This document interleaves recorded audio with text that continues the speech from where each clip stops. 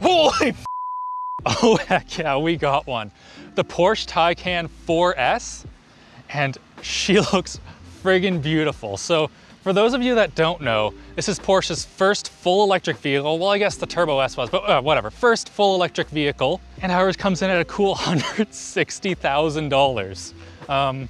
If you can't tell by my shirt, I don't normally drive cars like this. In Frozen Blue Metallic, that's this color here.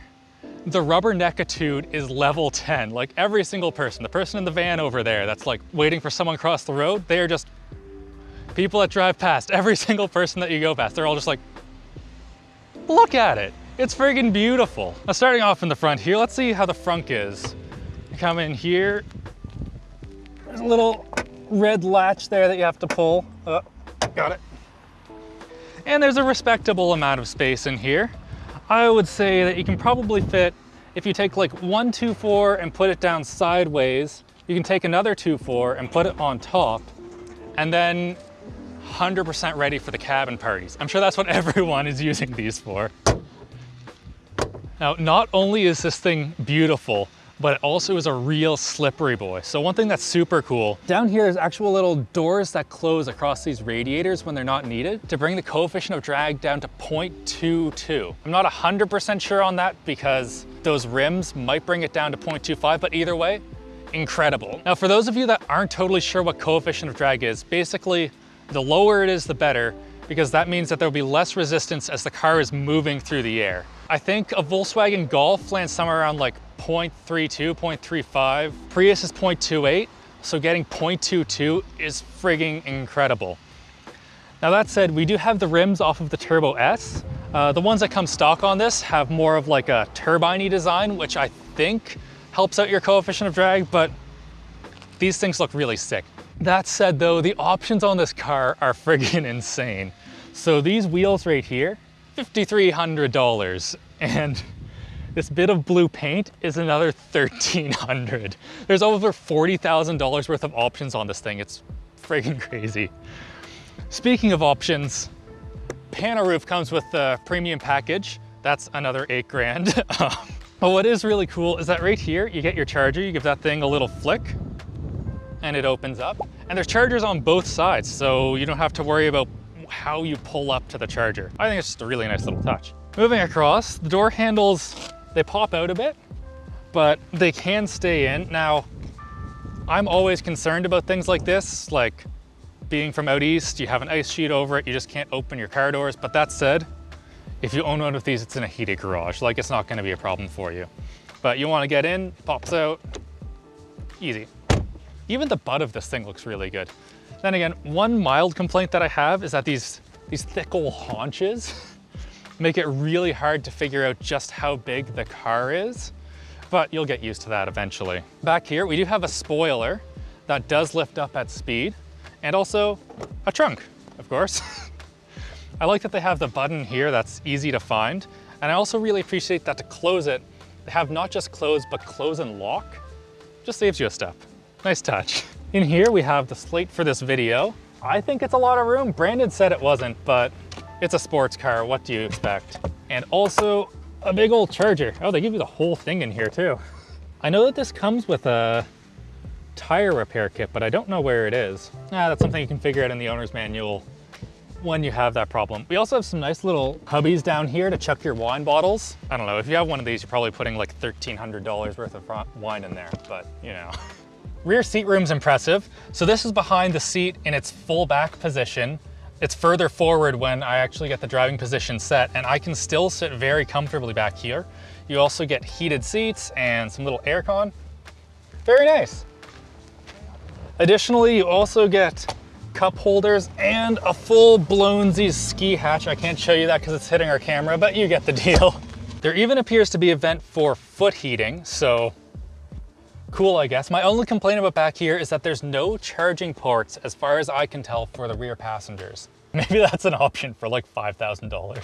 Hey, future Alex here. I was too excited and forgot to do the sponsor segue, but here it is, sponsor segue to Pulseway. Pulseway is a real-time remote monitoring and management software. You can work from anywhere with their mobile app and get a real-time view across your entire network. Fix problems on the go by sending commands from any mobile device, and you can even send commands with your voice. automate repetitive tasks, define auto remediation workflows, and ensure critical patches are automatically applied. It's available for Windows, Mac, and Linux. So try for free today at the link below. Oh, moving in here, this is a nice spot to exist. So, you know, as normal, you get your seat memory, but what I want to test, can you fit an LTTstore.com water bottle down in here? Beautiful, she's a pass. I love that for long road trips. Overall, this is a very nice spot to be, but I do have a couple of nitpicks to get out first. Piano black, hate it. It always looks terrible after not very long. Now, I've only been using this for about an hour, but my impressions so far are that this is the most inscrutable infotainment that I have ever experienced. I've watched like 20 minutes worth of videos outlining how it works, and I still don't totally get it. The climate control, it's never going to get better because I want a knob. What's wrong with just being able to aim your vents right here? Instead you have to come in here and aim the vents to where you want them to be. Who thought that was a good idea? It does work, but oh my God, that's stupid. Other complaint, no Android Auto. Come on, Porsche. Apparently it's coming in 2022 in the 911 and stuff, but for now, only Apple CarPlay. I don't know why they can't have both. Apparently it's for security concerns or something, but I don't know. I'm using the phone anyway. Just give me a little thing to be like, yes, I understand this isn't exactly what you want. I don't care. I want my Android Auto. The map and navigation is at least pretty good. This is quite responsive, and apparently Google are the ones that supply the technology for it. So it's gonna be decent. Although I don't get to say, hey Google, and have it take me somewhere. We get a navigation display. This is an option, but I think it's pretty cool. So this apparently goes to Porsche's rally heritage, where you'd have, you know, someone in your co-driver seat being like 4 right over left too long, into 3 right, don't cut, over bridge, and then so on and so forth. And the navigator here gets to, well, they pretty much just get to search up where you're gonna go. That's kind of it. But it is pretty nice that they have a full keyboard when you're driving. It's pretty useless, but at the same time, I think it's pretty freaking cool. Now, I do feel like there's more to cover in the tech here, but I need like another week or so to marinate on the actual usefulness and how annoying it is to use. We're gonna do a full LTT video and we'll cover that then. I wanna drive this thing. Ha!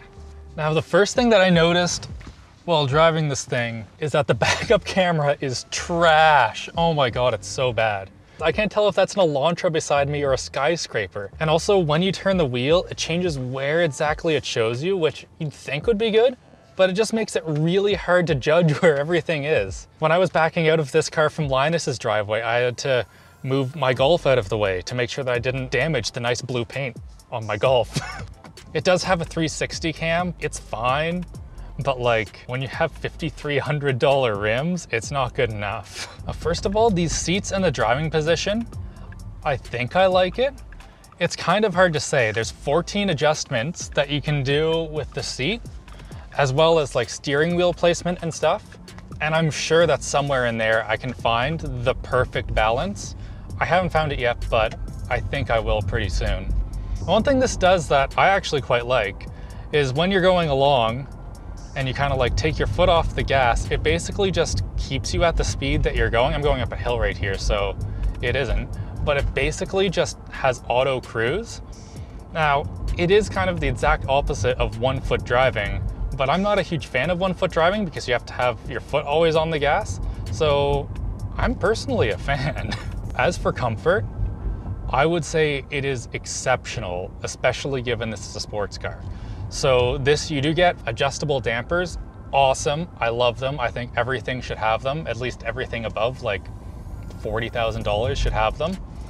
And it also has an air suspension, so you can go up and down depending on, you know, if you're on a track or you're going out to your buddy's cabin and his driveway is a bit less great. With this display in front of me, you get a couple modes. You can change it here from power meter to map, that just shows you the map in the center. And you can also do the extended map, which would be awesome for like longer road trips. It's so freaking big. My favorite maybe is just reduced. You only get the speedometer in the center. I find that the steering wheel can kind of cut off the information on the sides anyway. Now, unfortunately, we don't have Porsche's self-driving. It's called like Innovate Drive or some crap like that. InnoDrive. Doesn't matter. But then again, the adaptive cruise and the lane keep in this does seem to be really good anyway, and that's kind of all that I would personally use. One thing I am really impressed with is the pedal feel. So I find in some electric vehicles, especially on the brakes, you'll get the regenerative braking, and then also you kind of get into the real brakes, and there can be like a weird non-linearity there, and it's just kind of gross feeling. Whereas in this, the pedal just is awesome the whole way down. Now that might just be because I've only used the regen. Apparently this will do 0.4 of a G of regenerative braking, which is like fantastic. I think the brakes on this were like $4,000, so you don't want to replace those too often. Oh yeah, there we go. That's the good stuff. Now you can adjust the volume by sliding right here. It's kind of weird. I would only use the steering wheel. So this is the Bose sound system. The most premium one is from Burmeister, but I think it's safe to say this one is quite good. Oh yeah, that is good. So how do I turn this off? Yeah, so that is very good at being able to both have the highs be nice and clear while also having the bass, but it's not like the muddy bass, it's like the nice, clear, distinct bass. Oh, we've got a corner here too. This is an excellent little time. So let's see how this feels. It's my first time hitting the gas. Oh, wow, okay. The steering feel overall, I think is exceptional, at least for an electric car. I can't really tell you how it feels until we've been on a track. I am nowhere near the limits of this thing. Like, you cannot do that legally at all. But like, how direct it is, it just feels so good. Oh, do we have like a tractor up here? Dang it, Langley. Well, I took a wrong turn, and I can now confirm that if you go down like a gypsum, very banged up road, it is quite comfy. So that's always good to know. Let's get this thing turned around. Hats off to Porsche's suspension engineers. It cannot be easy making a car that is this heavy. I think this thing's like 4,500 pounds. Feel this good. Okay, so launch control. Now you take the drive mode button right here, you put it into Sport Plus, foot full on the brake, full on the gas. Okay, and let's do it. Holy Oh, and now we are way above the speed limit of everything in Canada. Oh my God, that was shocking. So yeah, 565 horsepower available in launch control mode, and she kicks. I have driven Teslas before, even on a track, and that was unlike any acceleration I've ever experienced before. That was way more immediate, way more like head jerk, like, oh my God, that is, holy crap. Oh my God, I cannot wait to drive this thing on the track now, holy shit. Oh yeah, it has like 490 foot-pounds of torque. I have floored it in a Model S before, and I believe that has a faster 0 to 60 time. But the come-on time of these motors is way faster. Like when you go from 0 to 100 with this, I'm at like basically 0 throttle right now. Oh my God! So you might have noticed during the launch there that there was some pretty spaceship-y sounds. So the electric motors do make their own noise. I think in normal mode you only hear that. But when you put it into Sport Plus mode, there's like a sound actor, I guess. It's fake pumped in sound, basically. But it is quite fun, like, very spaceshipy. I quite like it. I don't even remember what else I was supposed to do. I just want to do that 100 times. Well, I think that's about it. Oh my God, that was fun. Hit like, get subscribed. Let us know what we can do different in these kind of videos. And yeah, I am very excited to try this out on the track properly for LTT.